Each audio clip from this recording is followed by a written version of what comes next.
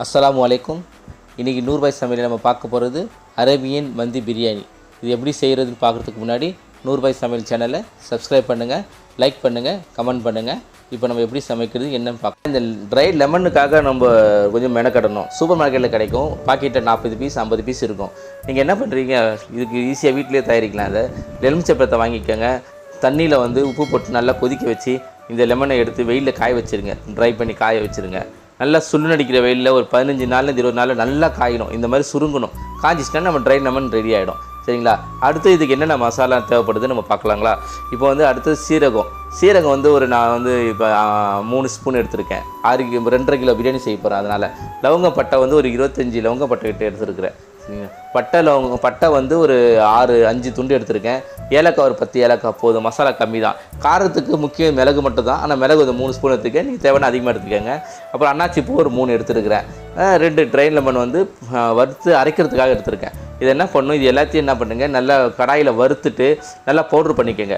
கடாயில் வறுத்துட்டிங்கன்னா நல்லா வாசனையாக இருக்கும். வாசனை அதிகப்படுத்தி கொடுக்கும். அதனால் கடாயில் வறுத்துட்டு அதுக்கப்புறமா மிக்சியில் போட்டு நல்லா அரைச்சிக்கோங்க. லெமனை பிரித்து போடுங்க. லெமனை அப்படியே முழுசாக போடக்கூடாது. பிச்சு உள்ள இருக்கிற கருப்புலாக எடுத்துகிட்டு வெறும் மேலே உள்ள தோல் மட்டும் போட்டால் போதும். இஞ்சி பூண்டு பேஸ்ட் நான் 2 ஸ்பூன் எடுத்துருக்கிறேன்.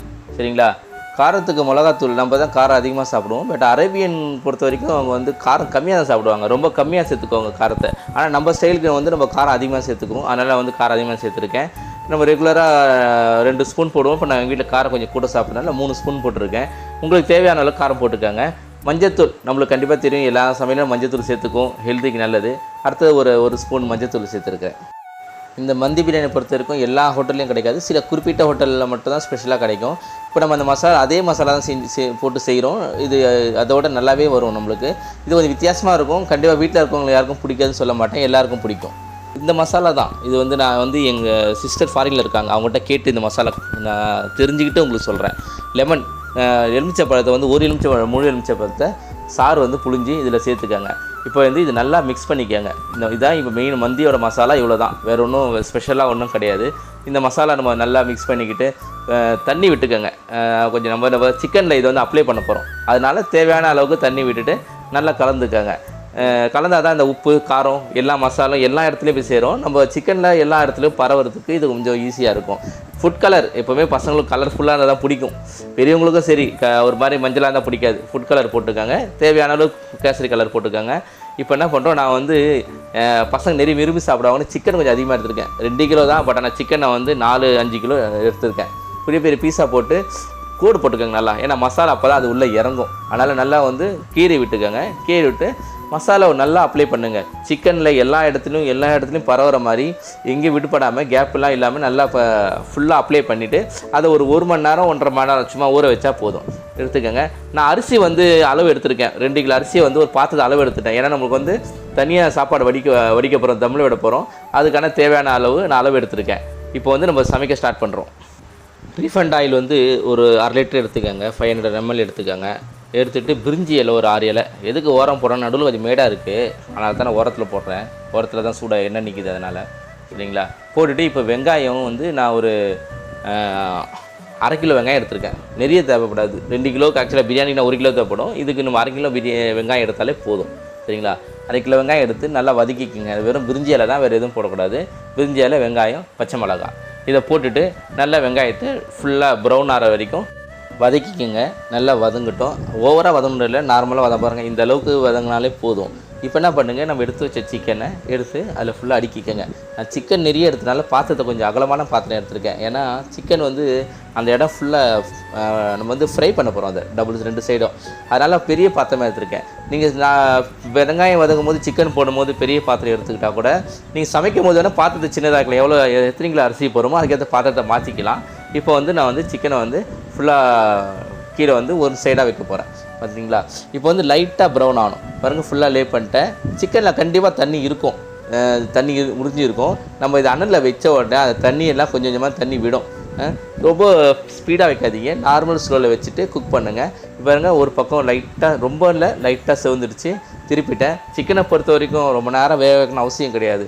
கொஞ்சம் நேரம் வேக வச்சிங்கனாலே அது கொஞ்ச நேரம் அந்த ஹீட்டில் வச்சாலே நல்லா வெந்துடும். சரிங்களா? இப்போ நான் ஒரு சிக்கனாக திருப்பி விட்றேன்.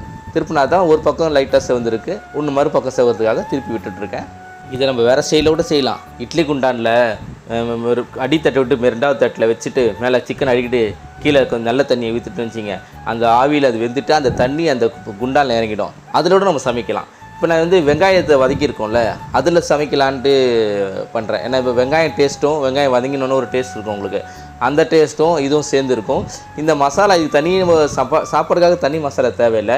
இப்போ இது வந்து நல்லா ஃப்ரை ஆன உடனே இதோட மசாலா கொஞ்சமாவது வெங்காயத்தை கலந்துருக்கும், கீழே இருக்குது பாருங்கள், அதில் தான் நம்ம வந்து சாப்பாடு ஆக்க போகிறோம்.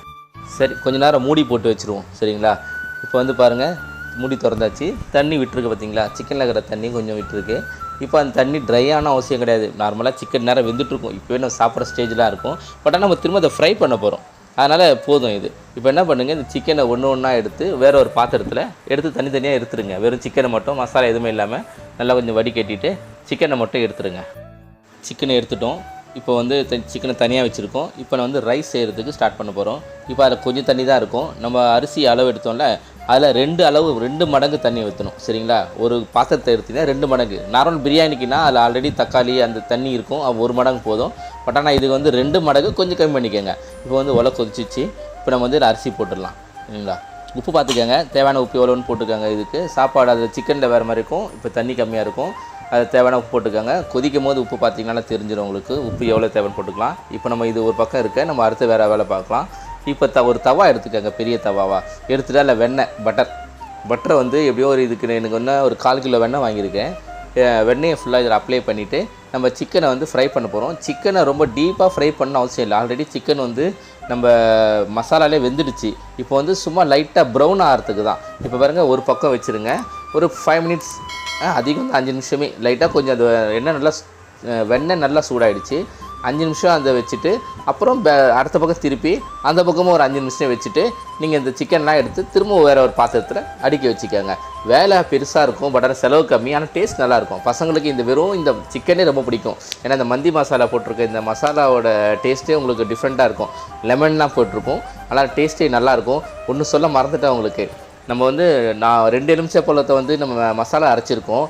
அதில் வந்து 1 எலுமிச்சை பழத்தை இதில் இந்த சாப்பாடு கொதிக்குது பார்த்தீங்களா, இதில் போட்டிருங்க முழுசாக உடைக்காமல். ஏன்னா அப்போ தான் அதில் ஒரு ஃப்ளேவர் வரும், அந்த ஃப்ளேவர் வந்து சாப்பாட்டில் இறங்கும், நல்லாயிருக்கும். இதில் நீங்கள் அதை போட்டுருங்க. இப்போ வந்து பாருங்கள், தம்மு வைக்கிற கண்டிஷனில் வந்துச்சு சாப்பாடு.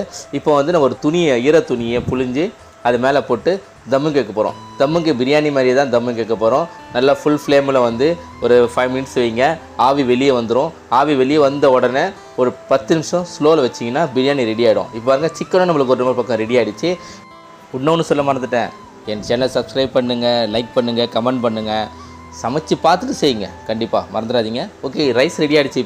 இப்போ வந்து ரைஸ் ரெடி ஆகிடுச்சு, சிக்கன் ஆல்ரெடி ரெடியாக இருக்குது. இப்போ என்ன பண்ணுவோம், இந்த ரைஸ்க்கு மேலே இந்த சிக்கனை வந்து ஃபுல்லாக வந்து அப்ளை பண்ணணும். நம்ம வந்து நான் சிக்கன் நிறைய எடுத்தனால எனக்கு வந்து நிறைய சிக்கன் ஆகிடுச்சு, ஓவர் ஃபுல்லாக இருக்குது. நீங்கள் கம்மியாக எடுத்தால் கரெக்டாக கீழே வரைக்கும் தான் வரும். பாருங்கள், ஃபுல்லாகிடுச்சு. இதில் இன்னும் சுவையும் வாசனையும் அதிகமாகிறதுக்காக ஒரு சின்ன கிண்ணம் எடுத்துக்கோங்க. ஃப்ரெஷ்ஷான அடுப்பு கறியை ஒரு 3 கறியை நெருப்பு நல்லா கங்கு மாதிரி சுட வச்சுக்கோங்க. நம்ம வெண்ணெய் எடுத்து வச்சோம்ல, அதில் கொஞ்சம் வெண்ணெய் முன்னாடி எடுத்து வச்சுட்டு அந்த வெண்ணெய் அல்லது நெய் 2 ஏதாவது ஒரு பொருளை வந்து இதில் விட்டிங்கன்னா ஒரு புகை வரும். தட்டு போட்டு மூடிடுங்க. ஒரு அரை மணி நேரம் வச்சா போதும். அதுக்கப்புறம் நீங்கள் ஓப்பன் பண்ணிங்கன்னா சுவையான வித்தியாசமான மந்தி பிரியாணி தயாராகிடுச்சு. இப்போ பரிமாறத்துக்கு தயாராகிட்டோம். என் வீடியோவை முழுமையாக பார்த்ததற்கு ஜஸாக்கல்லாஹ் கைர். அல்லாஹ் அருள் புரிவானாக.